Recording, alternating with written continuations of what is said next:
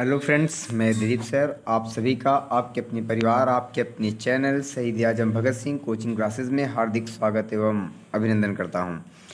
दोस्तों, आज हम लोग आज के सेशन में हिंदी के प्रश्न को देखेंगे। हिंदी के आज हमने दो चैप्टर को लिया है, एक वर्णमाला को लिया है और एक अलंकार को लिया है।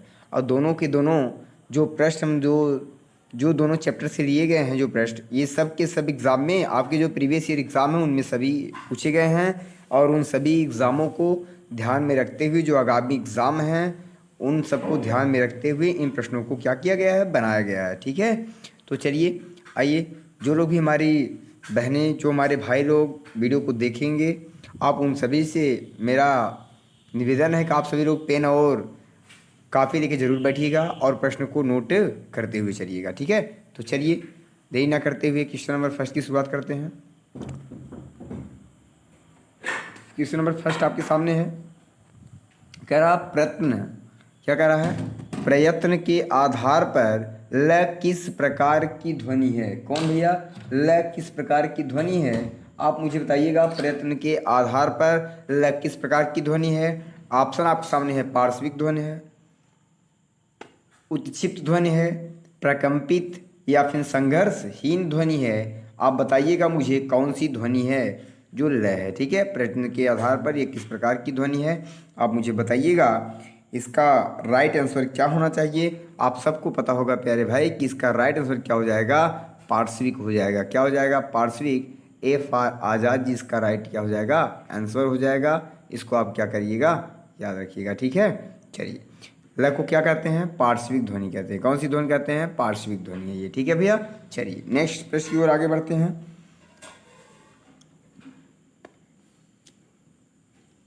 क्वेश्चन नंबर सेकंड, इसका जवाब दीजिएगा। निम्नलिखित में से महाप्राण वर्ण है कौन सा? प्राण, महाप्राण पूछा गया है। तो बताइए, थ है, क है, व है, च है। देखिए, अल्पप्राण क्या होता है? प्राण मीन्स होता है वायु। प्राण का शाब्दिक अर्थ क्या होता है? वायु होता है। यहां से आप समझिए, ये जो प्राण है ना, इसका मतलब होता है वायु। क्या होता है? वायु होता है। वायु मीन्स हवा होता है। ठीक है, और महा मतलब होता है अधिक। क्या होता है? अधिक। जब किसी शब्द का प्रयोग करते हुए मुख से अधिक वायु निकले तो उसे क्या कहते हैं? महाप्राण कहते हैं। क्या कहते हैं? महाप्राण।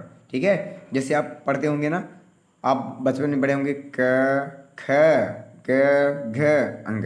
तो बताइए, जोर आप किस पे दे रहे हैं? ख पे दे रहे हैं, घ पे दे रहे हैं। ठीक है, ये सब क्या होते हैं? महाप्राण होते हैं। तो देखिए, आइए देखते हैं। अच्छा, इसमें क तो होगा नहीं, क्योंकि क ख ग घ अंग ऐसे पढ़ते थे हम लोग। तो क क्या हो जाएगा? अल्पप्राण हो जाएगा। ठीक है, और देखिए क्या, च भी हो जाएगा। पहले अक्षर क्या हो जाते हैं? बोलो भैया। पहला अक्षर और तीसरा अक्षर और पांचवा अक्षर, ये सब क्या हो जाते हैं? अल्पप्राण। इसका मतलब दूसरा और चौथा आपके महाप्राण होंगे। तो बताइए दूसरा चौथा यहाँ कौन में है भैया? मतलब किस ऑप्शन में है? आपके सामने है। ठीक है, त थ। अच्छा, ये दूसरा क्या था? और वह, ये तो आप जानते हैं। हम लोग अभी क्या देखेंगे? आगे देखेंगे। ठीक है ना, इसके अंतर से मतलब कि अर्धस्वर के नाम से भी पुकारा जाता है ये हवा को। ठीक है ना, तो चलिए हम लोग फिलहाल इसका राइट आंसर क्या हो जाएगा? ए हो जाएगा। क्या हो जाएगा? ए। जब मुख से बोलने पर अधिक वायु निकले, अर्थात दूसरा और चौथे को क्या कहते हैं भैया? क्या कहते हैं? महाप्राण कहते हैं। ठीक है, तो इसका राइट आंसर क्या हो जाएगा? इसका राइट आंसर हो जाएगा थ, अर्थात option number A for Chandrashekhar Azad ji इसके राइट आंसर हो जाएंगे। ठीक है, चलिए नेक्स्ट प्रश्न की ओर बढ़ते हैं। क्वेश्चन नंबर सेकंड देखते हैं। आप सभी लोग इसको रोक के बढ़िया से पहले अपना आंसर दिए करिए। ठीक है, कौन कह रहा है निम्नलिखित में से कौन वर्ड ओष्ठ नहीं है? क्या नहीं है? ओष्ठ। अब देखिए, इन सभी की ट्रिक मैंने आपको बता रखी है विधिवत तरह से। आइए देखते हैं एक बार फिर से मैं लिख दे रहा हूँ। के टी यम डो, क्या नाम है इसका? पूरा फुल फॉर्म है प्यारे भाई। के टी यम डो। के से क्या हुआ? के से आप जानते हैं क से हुआ कंठ। क्या हो गया? कंठ हो गया। टी से क्या हुआ? तालु हो गया। क्या हो गया? तालु हो गया। ठीक है, ये यम से क्या हो गया? मूर्धा हो गया। क्या हो गया? मूर्धा हो गया। ठीक है, चलिए ये क्या हो गया? दंत हो गया। क्या हो गया? दंत हो गया। ओ से क्या हो गया? ओष्ठ हो गया। क्या हो गया? ओष्ठ हो गया। तो बताइए आप सभी को इतनी चीज़ें समझ में आई कि नहीं? और ये कौन वाला होता है? ये क वाले होते हैं। ये क्या होता है? ये च वाला होता है, कौन वाला होता है, च वाला होता है, ठीक है। और ये क्या होता है, ये त वाला होता है, ठीक है। और ये क्या होता है, बोलो भैया, क च ट, ये त हो गया और ये त हो गया और ये क्या हो गया, बोलो भैया, फ फ भ भ म वाला, ठीक है। आपकी चीज़ें समझ में आई कि नहीं, बोलिए भैया। नहीं समझ में आई, मुझे पता है कि ज़्यादा एक में हो गया था, इसलिए हम लोग यहाँ से लिख देते हैं। चलिए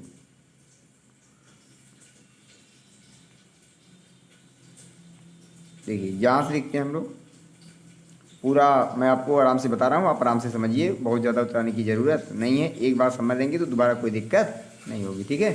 चलिए देखिए, यहाँ से के,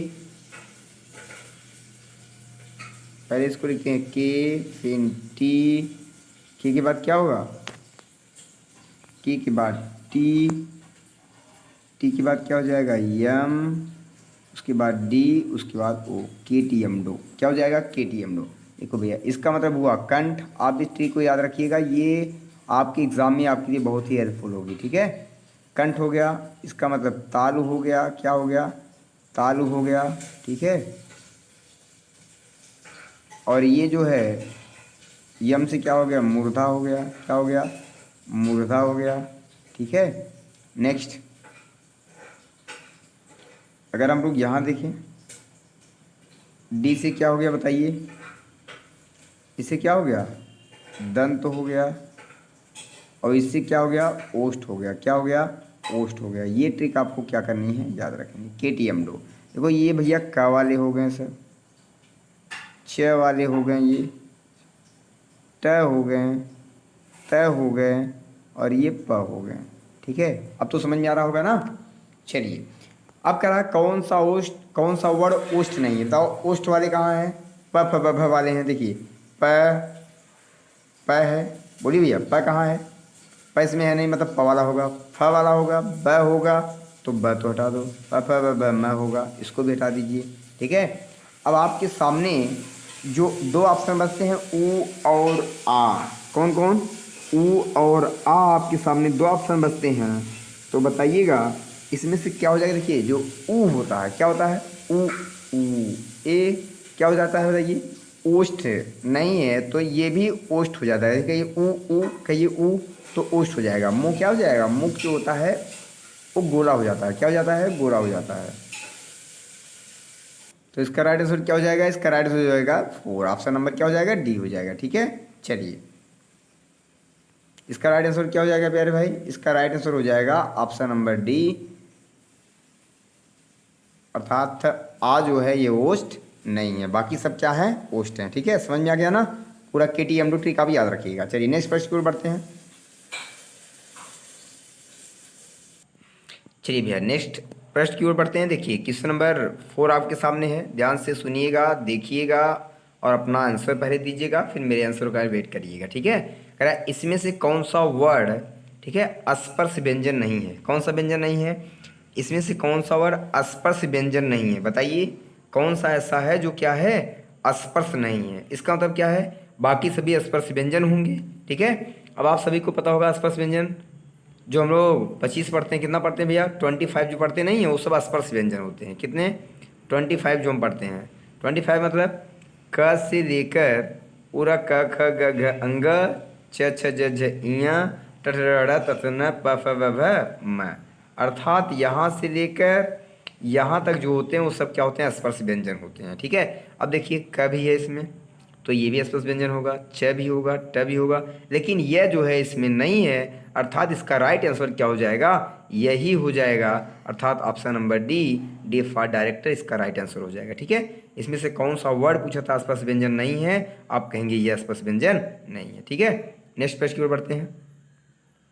चलिए क्वेश्चन नंबर 5 आपके सामने कह रहा है स ध्वनि का उच्चारण स्थान है, कौन सा भैया, स का उच्चारण स्थान कौन सा होगा, आपके सामने है कि मूर्धा होगा, तालव्य होगा, दंत होगा, ओष्ठ होगा। देखिए ये क्या है, ये स है। देखिए आपको पता होगा जो स होता है, बड़ा वाला स, कौन वाला, बड़ा वाला स जो होता है वह किस में होता है प्यारे भाई, तो बड़ा वाला स जो होता है वह होता है तालव्य, किस में होता है, इसका वी फॉर भगत सिंह इसका राइट आंसर हो जाएगा। ये सी का क्या, बी का, ये स का क्या हो जाएगा, तालव्य हो जाता है। ठीक है भैया।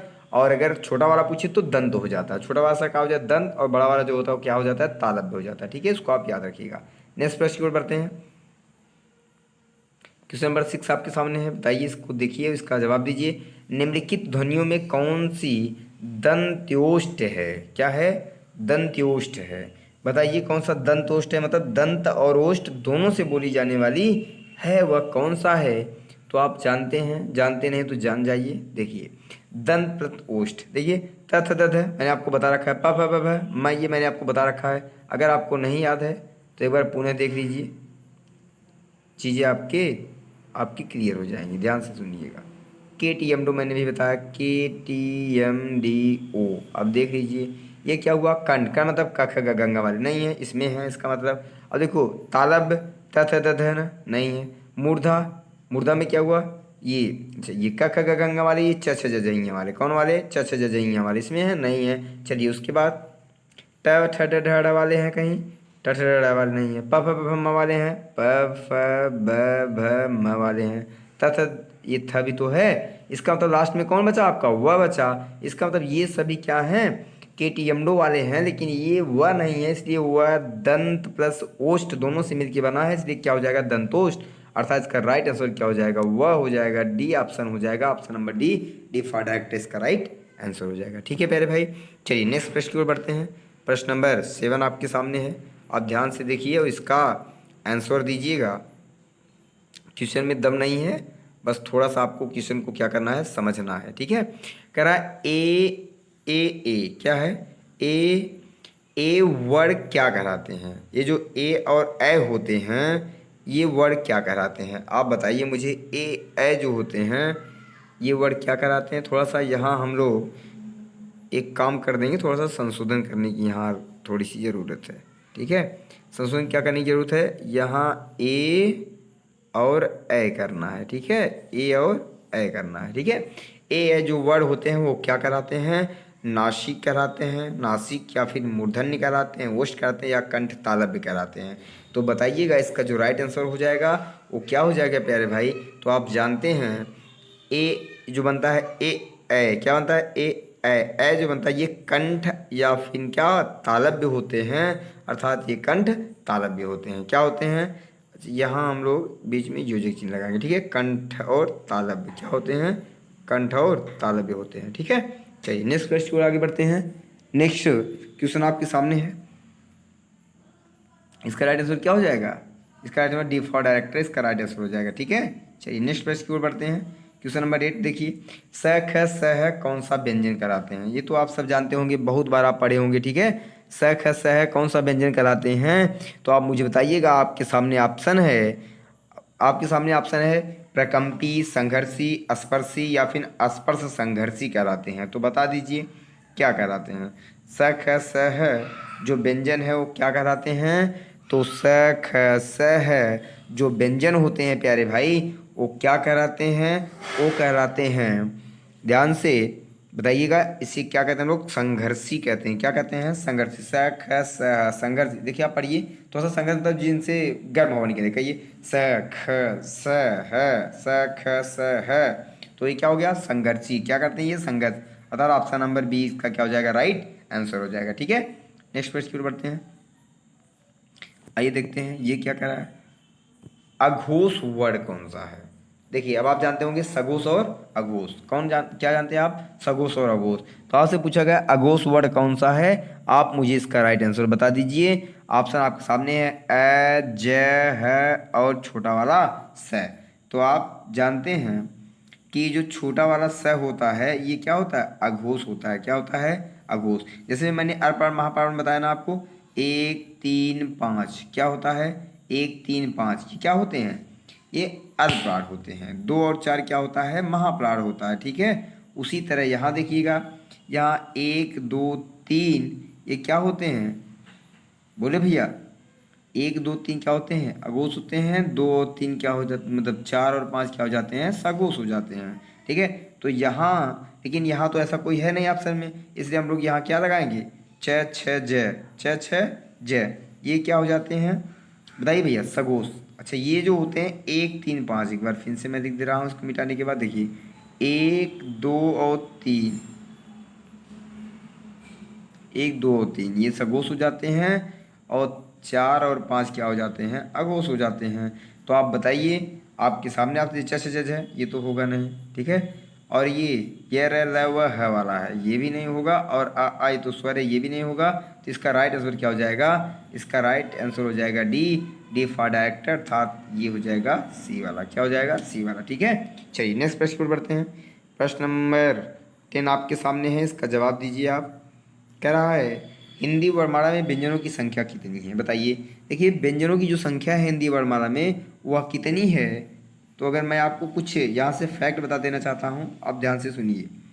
फैक्ट क्या है, तो फैक्ट ये है, अगर पूछे व्यंजनों की संख्या तो आप कहेंगे 33। ऑप्शन बी इसका क्या हो जाएगा, वी फॉर भगत सिंह, इसका राइट आंसर। अगर पूछे, लेकिन अगर आपसे पूछे कुल वर्णों की संख्या कितनी है, तो आप कहेंगे 52। अगर पूछे स्वरों की संख्या कितनी है, तब आप क्या कहेंगे, 11 है, ठीक है। क्या कहेंगे, कुल वर्णों की संख्या 52 है, और व्यंजनों की संख्या 33 है, और अगर पूछे स्वरों की संख्या कितनी है, तो आप कहेंगे 11 है। लेकिन इसका राइट आंसर क्या हो जाएगा, B, B for Bhagat Singh, इसका राइट आंसर हो जाएगा, ठीक है प्यारे भाई। चलिए नेक्स्ट प्रश्न की ओर आगे बढ़ते हैं। नेक्स्ट प्रश्न आपके सामने है, सिंपल सा प्रश्न है, आंसर आपको आराम से पढ़ के देना है। जिन शब्दों के अंत में आ आता है उसे क्या कहते हैं, क्या आता है, जिन शब्दों के अंत में आ आता है उसे हम लोग क्या कहते हैं प्यारे भाई। तो उसे आप जानते हैं, अगर देखिए मैं आपको समझा देना चाहता हूँ, आप देखिए ध्यान से देखिए, ठीक है। अंतस्थ व्यंजन आप कह नहीं सकते, ठीक है, क्योंकि यह र ल व अंतस्थ होते हैं। अयोग आप कह नहीं सकते, जो अ वाले होते हैं, ठीक है। अनुसार जो बिंदी होती चंद्रमा। तो अगर हम कहेंगे तो यहाँ दो चीज़ें होती, ध्यान से समझिए, मैं आपको समझाने का प्रयास कर रहा हूँ, ठीक है। देखिए अगर आ जाए तो अकारांत, लेकिन अगर आ जाए तो आकारांत, क्या हो जाएगा, आकारांत, ठीक है। ये बात आप याद रखिएगा, आ रहे तो आकारांत, आ रहे तो अकारांत, ठीक है। अर्थात इसका ऑप्शन नंबर क्या सही हो जाएगा, इसका option number D, D for mister D के, इसका राइट आंसर हो जाएगा। अर्थात 11 का क्या हुआ, डी सही होगा, ठीक है प्यारे भाई। चलिए नेक्स्ट प्रश्न की ओर आगे बढ़ते हैं। अब आइए अलंकार की तरफ हम लोग चलेंगे, किधर चलेंगे, अलंकार की तरफ। कह रहा है आप सामने अलंकार का शाब्दिक अर्थ बताइए, किसका शाब्दिक अर्थ बताइए, अलंकार का शाब्दिक अर्थ बताइए। तो अलंकार का शाब्दिक अर्थ क्या हो जाएगा, देखिए पहला ऑप्शन आपके सामने है, आप ऑप्शन को पहले पढ़िए आराम से। ऑप्शन आपके सामने है, कह रहा है सार होगा, आनंद होगा, आभूषण होगा या रोशनी।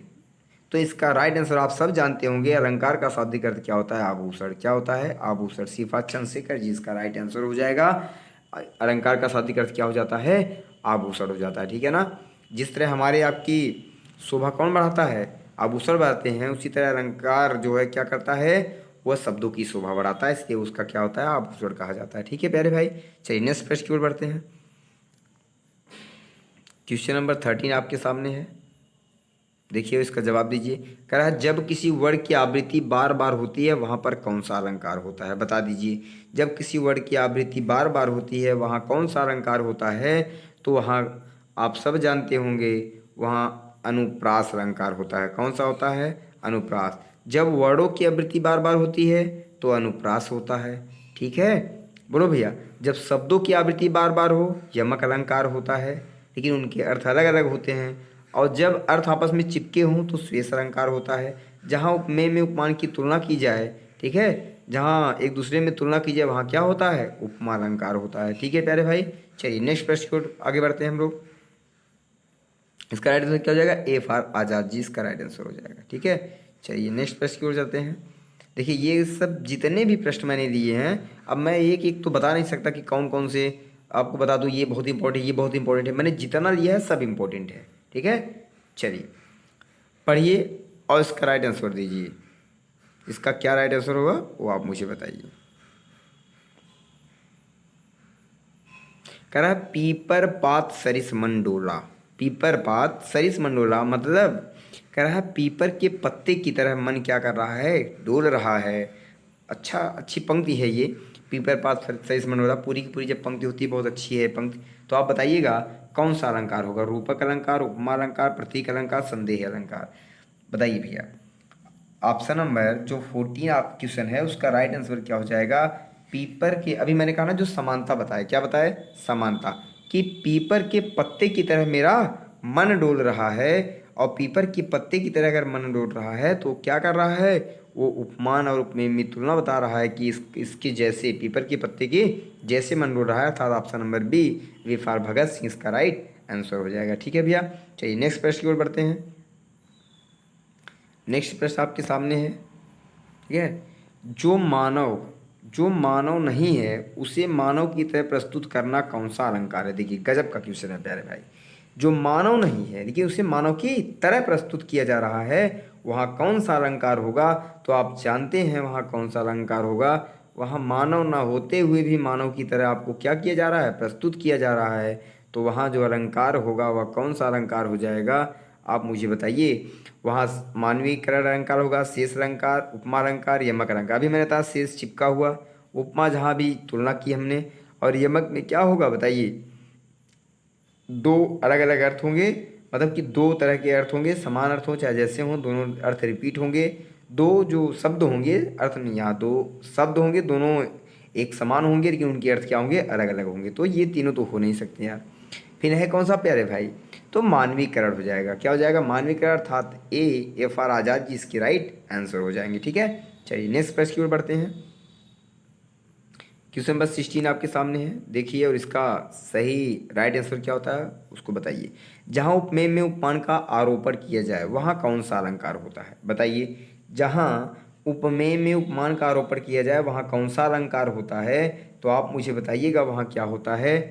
देखिए अगर कहा जाए उसके जैसा, जैसा है तब तो हम लोग उपमेय उपमा में चले जाएंगे, लेकिन कह रहा है कि जहाँ उपमेय में उपमान का आरोपण हो, मतलब उपमेय ही उपमान हो। जैसे आप शेर हैं, आप क्या हैं, आप शेर हैं, आप राजा हैं, आप भिखारी हैं, मतलब इस तरह के प्रश्न। लेकिन खैर आप लोग नहीं हैं, आप लोग तो बहुत बड़े आदमी हैं, बहुत बड़े बनेंगे। हाँ, आप लोग मेहनत करिए, सिलेक्शन लीजिए और अपने मम्मी पापा के सपने को पूरा कीजिए और एक बड़ा आदमी बनिए, राजा बनिए, राजा बनिए। ठीक है, चलिए नेक्स्ट प्रश्न।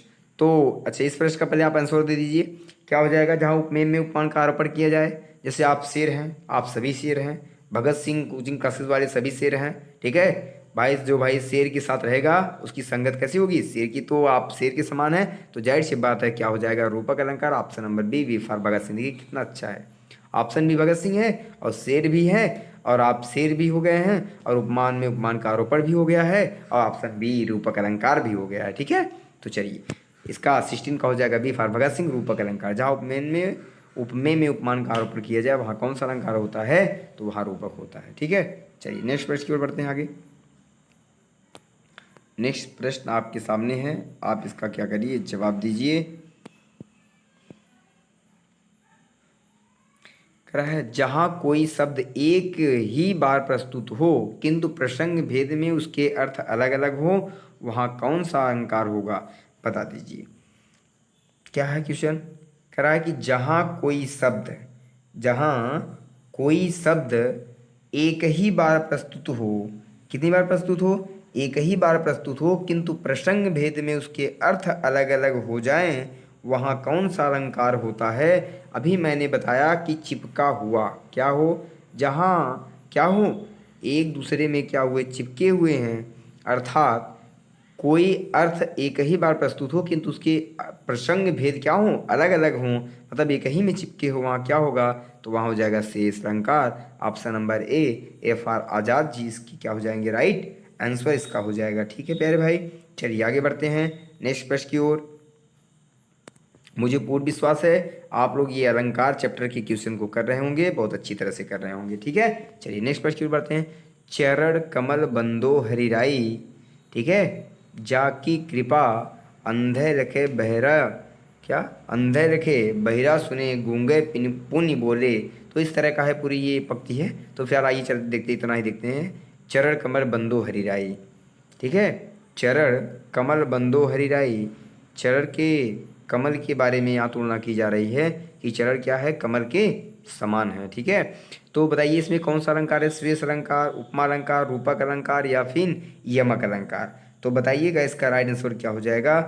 कह रहा है, देखिए समानता बता रहा है, कह रहा है कि इनका जो चरण है ना वो कमल ही है, क्या है, चरण कमल ही है। जैसे मैंने कहा भी आप क्या हैं, आप शेर हैं। उसी तरह कह रहा है इनका जो चरण है वो क्या है, कमल ही है। तो इसका राइट आंसर क्या हो जाएगा, रूपक अलंकार। कौन सा हो जाएगा प्यारे भाई, इसमें रूपक के बारे में चर्चा कर रहा है, सेम कर रहा है कि आप वही हैं। इसका मतलब क्या हो जाएगा, इसका ऑप्शन नंबर सी सही हो जाएगा, रूपक अलंकार। कौन सा अलंकार, रूपक अलंकार। इसका option number C सीफा Chandrashekhar ji right answer हो जाएगा। ठीक है, नेक्स्ट प्रश्न की ओर बढ़ते हैं। देखिए ये कितना सिंपल और कितना अच्छा क्वेश्चन है, बताइए कितनी बार एग्जाम में पूछा गया है। 3 बेर खाती थी वे 3 बेर खाती थी, बताइए में कौन सा अलंकार है। कितनी बेर, 3 बेर खाती थी वो 3 बेर खाती थी। अब बताने की ज़रूरत नहीं होगा, जो लोग भी थोड़ा बहुत अगर हिंदी पढ़े होंगे वो लोग इसका अर्थ समझ गए होंगे। 3 बेर, 3 बेर का मतलब होता है, एक तो बेर जो होता है कि जो बैर खाते हैं लोग, बैर जो गांव में कहते हैं बैर है ना, तो उस बैर को खाने की बात कर रहा है। और एक बेर मतलब होता है कि 3 टाइम, बेला नहीं होता गांव में कहते हैं 3 बेला, तो 3 बेरा खाने की बात कर रही है। तो आप बताइएगा अर्थ, अभी मैंने आपको बताया कि जो शब्द हों वो रिपीट करें लेकिन उनके अर्थ क्या हों, अलग अलग हों। तो बताइए वहाँ कौन सा अलंकार हो जाएगा। आप जल्दी से मुझे इसका राइट आंसर दीजिए। इसका श्रेष्ठ अलंकार हो जाएगा, रूपक अलंकार, अनुप्रास या यमक। तो मैंने अभी बताया जब दो शब्द एक जैसे हों लेकिन उनके अर्थ अलग हो तो वहाँ कौन सा अलंकार होता है, वहाँ यमक होता है। Option number D, D for mister D के इसका राइट आंसर हो जाएगा। ठीक है प्यारे भाई, चलिए ये समझ में आ गया आप सभी को। कोई दिक्कत किसी को हो तो पूछ लीजिएगा, कमेंट बॉक्स में कमेंट करिएगा, हम लोग उसका क्या करेंगे, आंसर आपका देंगे।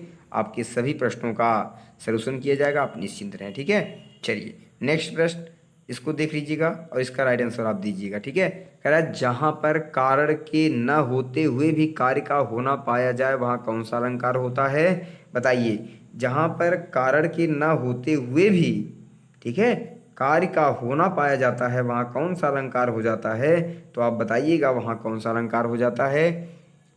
बहुत सिंपल है, ठीक है, मतलब कारण नहीं हो रहा है फिर भी काम हो जा रहा है। ठीक है, क्या हो रहा है, कारण कोई नहीं है लेकिन कार्य हो जा रहा है, तो यहाँ कौन सा अलंकार हो जाएगा, यहाँ हो जाएगा विरोधाभास अलंकार, विभावना अलंकार, भ्रांतिमान अलंकार, संदेह अलंकार। तो संदेह तो होगा नहीं, विरोधाभास तो होगा नहीं, संदेह होगा नहीं, कोई भ्रांति तो हो नहीं, तो क्या हो जाएगा, विभावना हो जाएगा। क्या हो जाएगा, विभावना। ठीक है, तो इसका राइट आंसर क्या हो जाएगा, वी हो जाएगा, वी फॉर भगत सिंह इसका राइट आंसर हो जाएगा। ठीक है प्यारे भाई, चलिए नेक्स्ट प्रश्न की ओर बढ़ते हैं। तो पूरे की पूरे जो 20 क्वेश्चंस आपके पर डे कराए जाते हैं वो हो गए।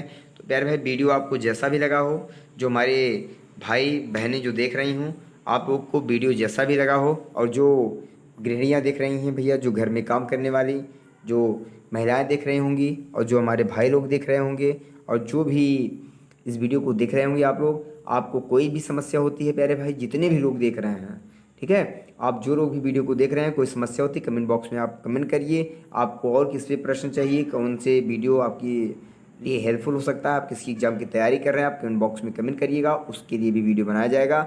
और जो बिहार पुलिस की भाई लोग तैयारी कर रहे हैं उनके लिए बिहार स्पेशल की जो क्लास है वह कल हम यूट्यूब चैनल पे बहुत चुनिंदा प्रश्न को डाल देंगे। आप 2-3 वीडियो में पूरे के पूरे बिहार को कवर कर लिया जाएगा, आपको 2-3 वीडियो देख के जरूर जाएंगे। ठीक है, चलिए तो वीडियो आपको जैसी भी लगी हो, ठीक है, कमेंट बॉक्स में कमेंट करना ना भूलें, और वीडियो को लाइक करें, चैनल को सब्सक्राइब करें, अपने दोस्तों के पास शेयर करें।